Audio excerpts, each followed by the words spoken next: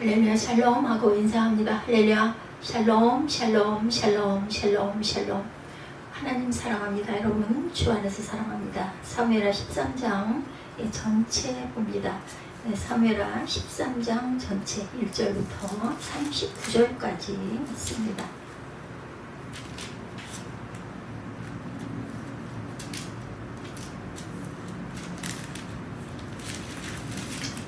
두 장으로 먹어서 그렇죠.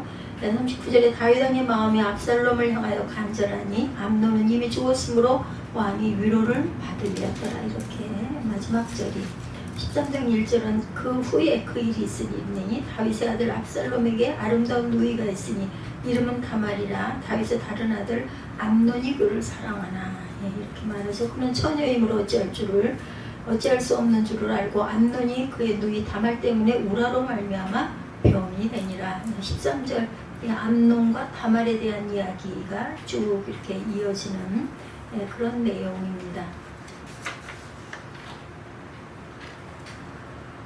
결국은 압살롬이 암논을 죽이고 도망가는 내용들이 실려 있어요. 35절에 요나답이 왕께 아뢰되 보소서 왕자들이 오나이다. 당신의 종이 말한 대로 되었나이다 하고 말을 마치자 왕자들이 이르러 소리를 높여 통곡하니 왕과 그의 모든 신하들도 심히 통곡하니라. 압살롬은 도망하여 그수랑 암미울의 아들 달메게로 갔고 다윗은 날마다 그의 아들로 말미암아 슬퍼하니라. 이렇게 증거되죠.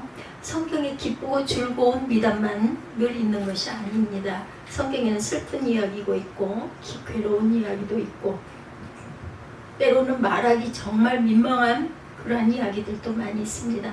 상식적으로 이해가 되지 않은 일에 깊은 뜻이 있다는 것을 또한 알아야 됩니다. 아브라함의 조카 롯은 소돔과 고모라가 멸망할 때 딸들을 데리고 간신히 살아나오죠. 롯은 도시가 무서웠어요. 산으로 들어가 굴 속에서 삽니다. 롯의 딸들이 생각하기를 세상의 남자는 다 죽었다. 누가 우리 배필이 되랴. 아버지에게 술을 마시우고 우리와 동침하자. 그렇게 해서라도 우리는 아버지의 인종을 대를 이어야 되지 않겠느냐. 이래서 생긴 민족이 모압과 암몬입니다. 창세기 37장에 보면 야곱의 넷째 아들인 유다가 자본을 보았는데 손자를 보지 못하고 아들이 죽습니다. 배를 못 이었죠. 유다는 남편을 잃어버린 자기 자부와 관계에서 아들을 낳죠. 물론 유다는 며느리인 줄 모르고 일을 저질렀어요. 그러나 그 사이에서 난 자식으로 인해 메시아의 계보가 이어집니다. 야곱의 맏아들 루벤은 아버지의 침상에 올라가 아버지의 서모 비라와 간통한 죄를 범하죠. 오늘 읽은 사무엘하 13장에는 한 아버지가 낳은 자식들 오라비와 누이가 불륜의 관계를 맺습니다. 물론 이 오라비와 누이는 배다른 형제죠.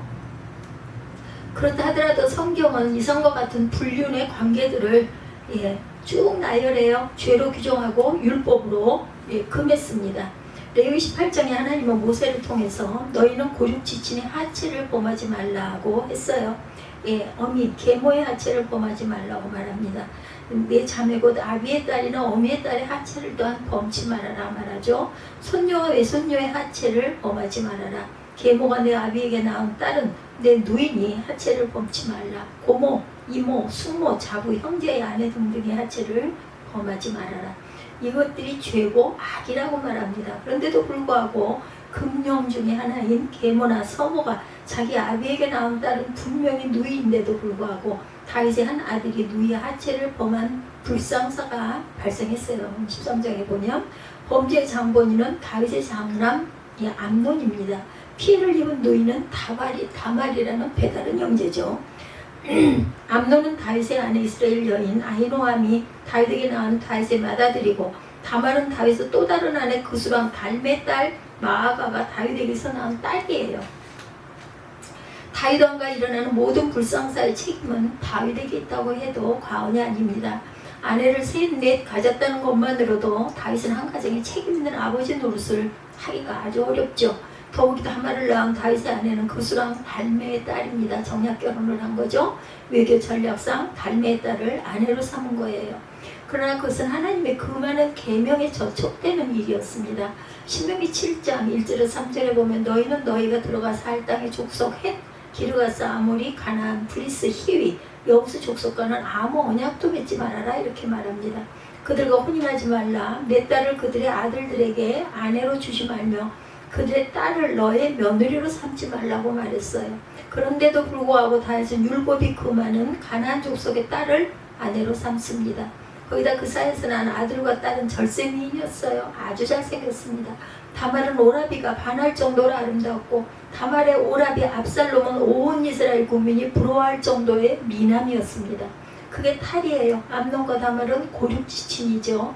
어머니는 달라도 아버지가 한 아버지입니다. 하나는 누이고 하나는 오라비입니다. 오라비와 누이 사이에 불미스러운 죄악이 저질러져요. 부끄러운 일이죠. 암논이 다말을 연애한 아버지 시마로 병이 나요. 아무리 연애를 해도 다말은 누이고 처녀의 몸임으로 어찌할 수가 없어요. 죄를 짓는 데는 간사한 어드바이스가 꼭 있는 법이죠. 예, 다윗의 형 시므아의 아들로 암논의 친구인 요나답이 사건에 부채질을 합니다. 왕자여 고민할 게 뭐냐. 침상에 누워 병든 채 하면 아버지 다윗이 찾아올 것이고 아버지로 하여금 다말을 시켜 오라비의 병간호를 부탁하면 될 게 아니냐. 계획대로 일이 잘 진행이 됩니다. 다윗이 와서 암논의 병을 확인하고 다말로 하여금 그 오라비의 병간호를 위해서 음식을 좀 차려주거라 하고 말합니다. 영문을 모르는 다말은 아버지의 명을 따라 오라비의 집에 가서 과자를 만들고 음식을 차렸어요. 암논은 음식 먹을 생각은 없고 기회만 노립니다. 다말 위에는 모두 물러가게 명령을 하죠. 그리고는 다말이 가까이 오게 해서 강제로 누이의 정조를 짓밟습니다. 다말이 거부했고 애걸복고를 해요. 오라비여 이러지 마시오. 이런 일은 이스라엘 사람으로는 용납될 수 있는 일이 아닙니다. 내가 이 수치를 무릅쓰고 어디로 가면 오라비는 낫을 들고 어디로 가리까. 오라비여 부디 이러지 마시오.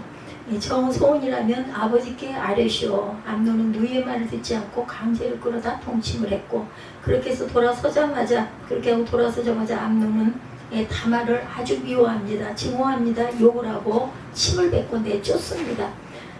사랑한다는 말은 새빨간 거짓말이었고 순간적 쾌락을 위함이었죠. 그리고 다말을 내어쫓아요. 문빗점을 걸어 잠궈버립니다. 그건 사랑이 아니고 농락이고 우롱이고 그리고 폭행이죠. 사랑은 아끼고 인내하고 무리에 행치 않는 거죠. 사랑은 상처를 내지 않고 상처난 곳을 싸매주고 책임을 집니다. 사랑은 무슨 병고가 일어나도 결코 미워하지 않아요. 암논은 다말을 사랑하지 않았어요. 사랑했다는 구실로 처녀의 소중한 동정을 짓밟은 악한 사건이 일어난 것. 이러한 억울한 일이 얼마나 많은지 모릅니다. 이런 원통한 일이 얼마나 많은지 모르죠. 다말은 거리에 내동댕이 쳐졌고 출가하지 않은 공주는 채색 옷으로 단정하는 법인데 공주의 채색 옷을 다말은 찢습니다. 머리에 채를 무릅쓰고 머리에 손을 얹고 울며 통곡하며 친 오라비를 부르며 압살롬을 찾아가요. 누이야 누가 너를 이 모양으로 만들었느냐. 암논 그래 누이야 지금은 가만히 있거라.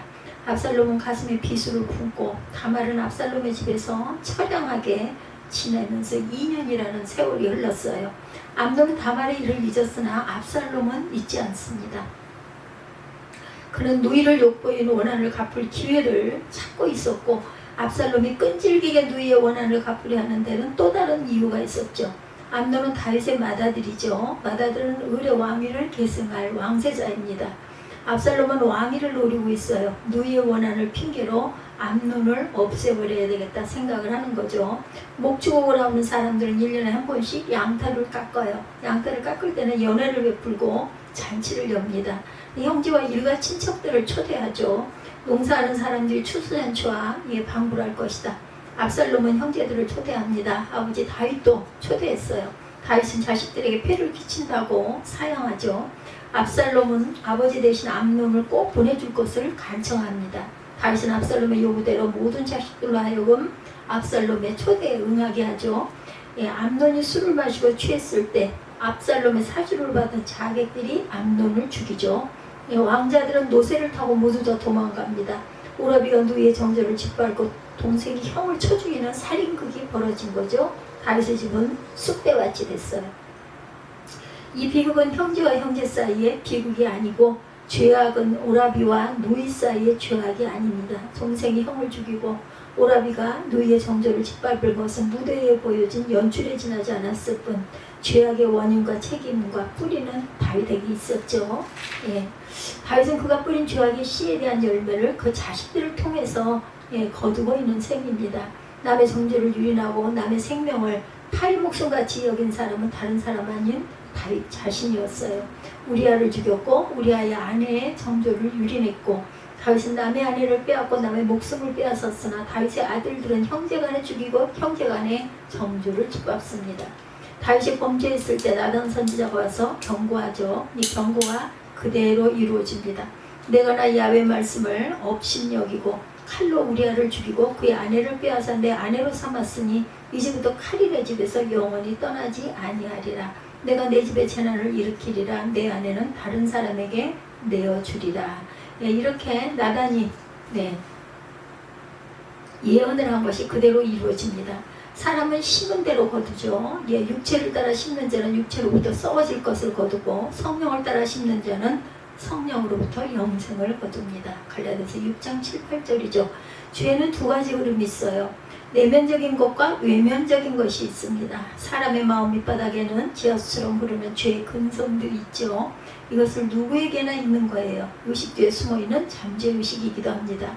가만히 있으면 있는지 없는지 알 수가 없어요. 그러나 이 죄의 근성이 머리를 들고 일어날 때가 있어요. 외면적 죄의 물결이 충동질을 할 때 분화구처럼 솟구칩니다. 다윗의 아들들에게도 숨은 죄의 근성이 있었죠. 그들의 죄성의 아버지가 노골적으로 죄를 저지르는 것을 보았을 때 우리도 저렇게 할 수 있는 자신감을 느낍니다. 아버지가 남의 아내의 정죄를 짓밟은 것 같이 우리도 자기의 욕정을 채우기 위해서 어떠한 여자도 농락할 수가 있다. 아버지가 남의 남편을 살해하는 것을 보고 우리도 자기의 욕망을 채우는데 방해되는 존재는 처치할 수 있다는 자신감을 가지게 됩니다. 아버지도 하는데 우리라고 못해? 임금님도 하는데 왕자라고 못하랴? 범죄한 사람의 죄보다 범죄케 한 사람의 죄가 더 큽니다. 매춘부 노릇한 사람의 죄보다 매춘부 노릇하도록 팔아넘긴 사람의 죄가 더 크죠. 범죄할 생각이 없는 사람을 끌어들여 범죄케 하거나 죄를 무서워하는 사람으로 하여금 죄는 가볍고 손쉬운 일이라는 사상을 불어넣은 사람이 죄는 사함받을 길이 없어요. 그런 죄는 다윗은 스스로 범죄한 사람입니다. 다윗의 범죄는 자식들에게 죄의식을 불어넣었고 다윗은 힘을 잃고 용기를 잃었어요. 아무 말도 할 수 없는 벙어리가 되고 맙니다. 죄는 죄를 저지르는데 강하고 죄를 방어한 데는 약합니다. 다윗은 암논의 죄를 다스리지를 못합니다. 2년 동안 방치했고 압살롬의 죄를 다스리지 못해서 3년 동안 방치합니다. 다윗은 자신의 범죄에 모범을 보입니다. 그렇지만 다윗은 회개했어요. 하나님 앞에서 회개하고 참회의 눈물을 흘립니다.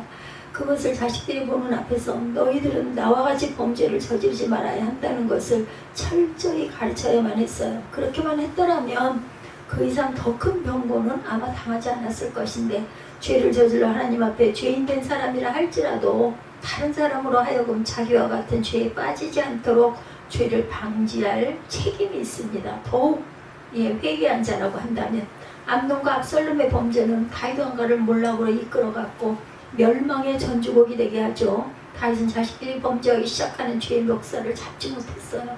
죄의 시작은 바늘구멍같이 작습니다. 그때 틀어 막아야 하는데 죄가 크면 황소 같은 힘을 가져요. 다윗이 한번 실수는 큰 죄를 불러일으킨 죄악의 실마리가 됩니다. 다윗은 그 죄악의 실마리를 제거하지 못한 거죠. 아버지만 나쁜 것이 아니라 자식도 나빴어요. 아버지가 범죄하는 것을 보고 저희들도 범죄할 마음을 갖게 된 것 나쁜 거죠.